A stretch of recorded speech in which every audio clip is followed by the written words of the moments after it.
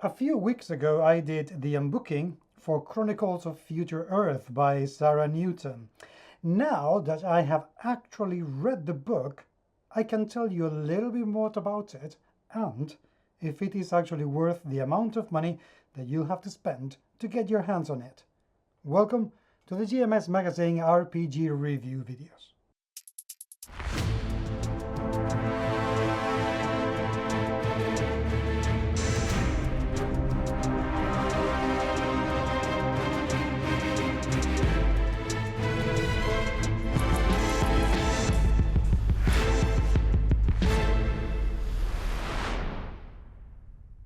I would like to make the same disclaimer that I did when I did the unbooking.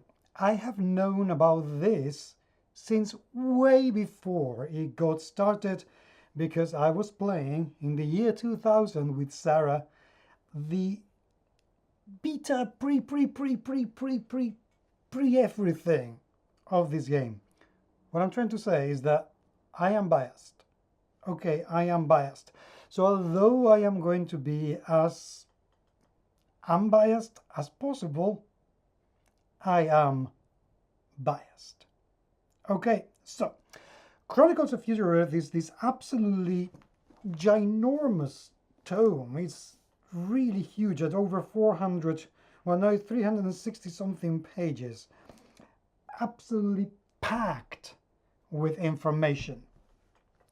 This is a science fantasy world in which we are cast away into the future, thousands upon thousands upon thousands of years in this weird, mysterious world with the most amazing pantheon where civilizations have been built on lost civilizations of which you can still find a little bit of technology here and there, and making sense of will be very, very hard. To make matters worse, there is barely any metal. So yeah, life ain't easy in the future Earth. But it is super duper exciting. Let's take a quick look at the book first. Although you have the whole unbooking, but the game has been very nicely laid out. I love that there is plenty of separation between paragraphs, and even though I am not a friend of having paintings and pictures underneath the text, I'm prepared to forgive it because, remember, I am biased. But the truth is, even though I forgive it, it did make it a little bit hard for me to read in places, which is kind of unnecessary, but that's the way it goes. But again, Sarah, friend, love it. I'm, biased. Let's go into the table of contents so we can know exactly what we're facing here. There is a tome, however, there is another tome coming, which is the lore of the future Earth. This is all about the mechanics, how to create your character, and just enough of the world for you to be able to start playing in it. But there is so much more coming, and that will make it very well worth it. However, because this is such a complex and rich setting, I would advise that you take this and start running with it, because when the second tome comes, believe me, you're going to have game for years and years and years. So we get the introduction. Welcome to the venerable autocracy, which is kind of the way that the future Earth is organized. You get the basics and how to create your character, the homelands and the kindreds, what kind of occupations and how to use aspects, how to use points, stunts, so on and so forth. It is incredibly rich, as in incredibly rich. Let's take a quick look. First and foremost, The venerable autocracy, you know, this is the map. This is where everything is going to be taking place of. In the original game of Chronicles of Future Earth, which is that one there, we only had pretty much the Iberian Peninsula. Now we have the Iberian Peninsula and part of North Africa. Just the Iberian Peninsula should be more than enough to play plenty. But no, we have a shit ton of places to explore, which is absolutely wonderful. So once we go into the basics, what I'm trying to find is the species. Creating your character goes up to page 50. So although it seems like there are an awful lot of pages, the process is fairly simple. What's going to take you a little bit longer is to actually get to grips with what can you do with what species. For example, we get the Hibernians, which is closest thing to humans that we can get. In here we get Urazi, Amadoradi, Laingatsi, Kadisi. All of these are humanoid species. That doesn't mean they're human. They're just humanoids. One of the cool things about this setting is that even though they are humanoids, they are so distinct, even though they could have some common ancestry, but they play so different. And one of the things that I like is that the culture is so ingrained in each species, in each kindred, that you cannot help yourself but to play in a specific way, to know how your character is going, where it's coming from, and to have a very clear sense of identity, not just about your character yourself, but about the culture that it comes from, which for me is pretty cool, because there are so many times where you play, I don't know, an elf in another game, but to have that identity, that core of the culture that you come from is so well reflected here that it helps immensely compared with other games. So that is something that an awful lot of games should learn from in here, to be honest. Then we go into the weird species, and they are really strange. We get the maggot people, who are literally like worms, and they are special, belligerent, not particularly friendly, but you can still play it. And that is another achievement of Chronicles of Future Earth. Even though there are an awful lot of incompatibilities, but there is always enough wiggle room for you to be able to play whatever character you want, keeping into consideration that relationships are incredibly important in here. And that is one thing that Sarah's done with the fate system. But to that, I will speak to you in just a second, because this works, it's taken fate a little bit further than it was taken before. But I will go there in a minute. Then we got the Magigi, the Viriki, the Sun, which are like weird kind of arachnoid people, and the Inshu, which are like autopoids. Again, this is one of the things about this game that I have enjoyed. Yes, you have your humanoids, and yeah, you have some truly alien species that you can play. Don't get me wrong, there are some limitations as to how you can play these species. For instance, I believe, if I remember correctly, it was the Paladoi that live, they need to be within a tribe of the same species, otherwise there are some adverse effects. So you have to make sure that your character is going to be able to have like 10 or 15 of their own kindred around, so you don't suffer from any health related problems. That matters.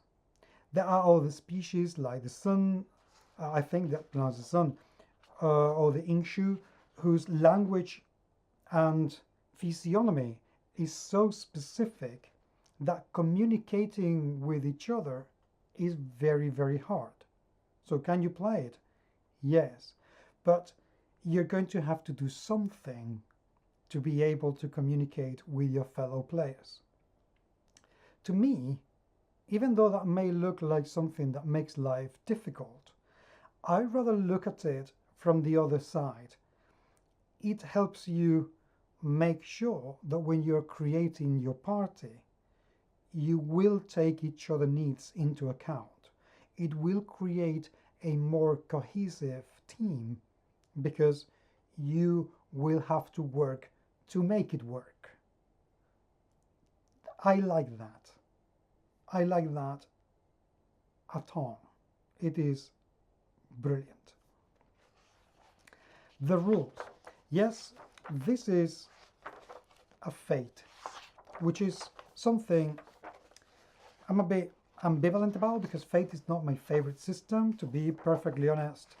I bought the core books when they came out in Kickstarter so many years ago. I tried to get to grips with it. I couldn't.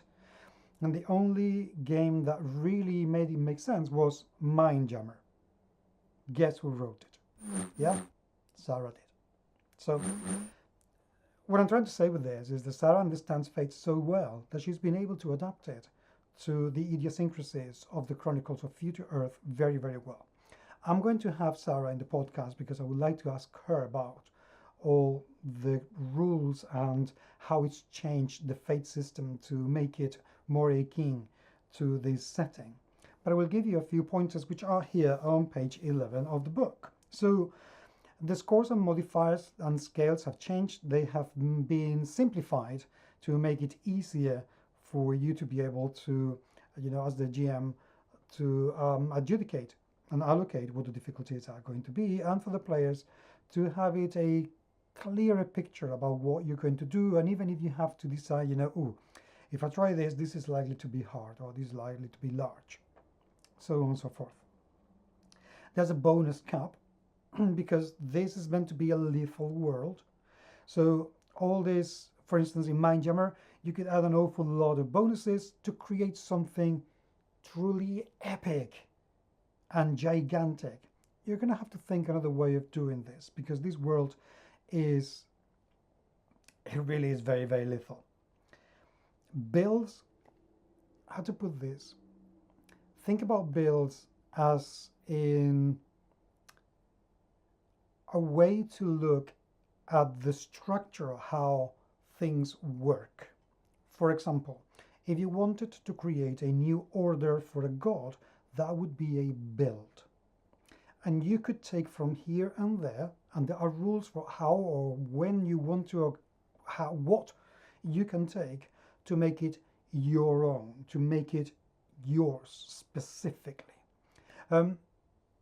This works kind of like constructs in Monsters and Magic from Sarah again, which I thought it was an absolutely brilliant addition. This kind of work like that, allowing you to take from different places so you can make your own distinct thing, which you can do as your character advances.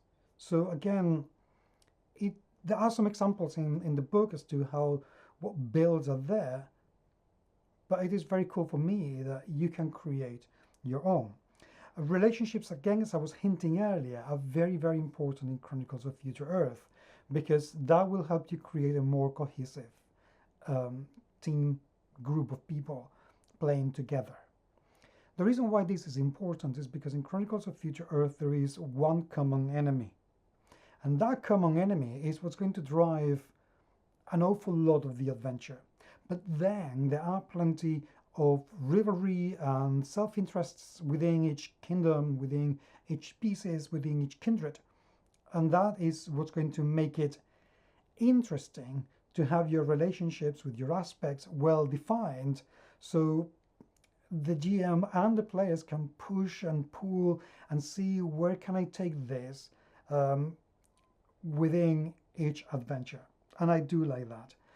Equipment has been simplified, so you don't have to spend points in getting equipments that otherwise would be very hard to obtain.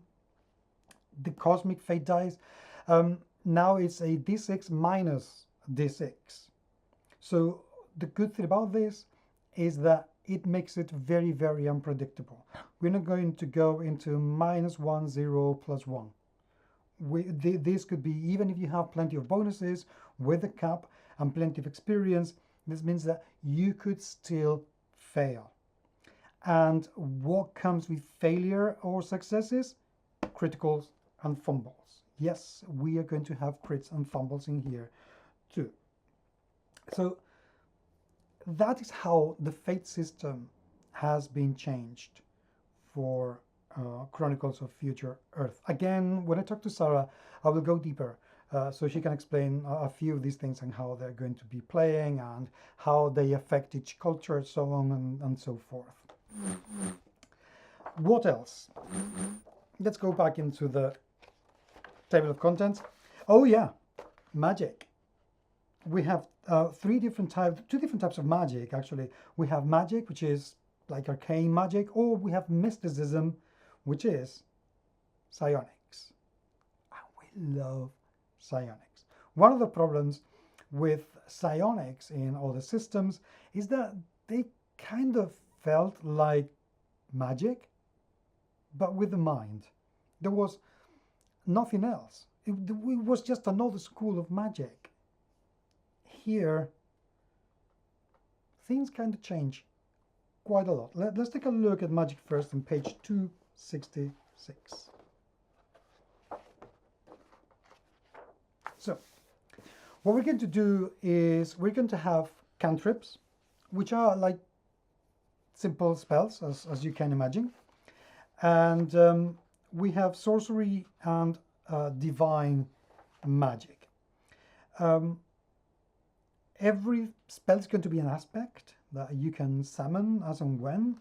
It's going to have range, your duration, your targets. Again, critical failures and fumbles within magic as well. And then we're going to have schools of magic. So we're going to have animality, change by fire, communication, cyclicality, darkness, death, domination, destruction, entropy, eternity, fate, growth, law, narcissism, passion, realization of the will, time, turmoil. You can begin to mix of all of this to make something very powerful. That's how builds, I mentioned them earlier, kind of how they work. You can take from here and there and do something. Each one of these is going to have a power level, so to speak. So you can have your cantrips, you can have your power stunts. Sometimes you're going to need to have something in before you can begin to use something else. Again, it's a mismatch. It's quite technical, but you can do so much with it. And there's more: wisdom, void. Then we get into the divine magic, and again we get exactly the same thing. Miracles, we get the demons. Yeah, you can have demons and you can bind them to do your will. It's another very cool thing. It's like having, I don't know, a familiar able to do loads of things that you better not pissed off. Okay, more things. See, this is an example of a build. You get loads of these examples throughout the book. And now we get, this is sorcery, my god. I've really forgotten how much there is, and I read this like 2 weeks ago.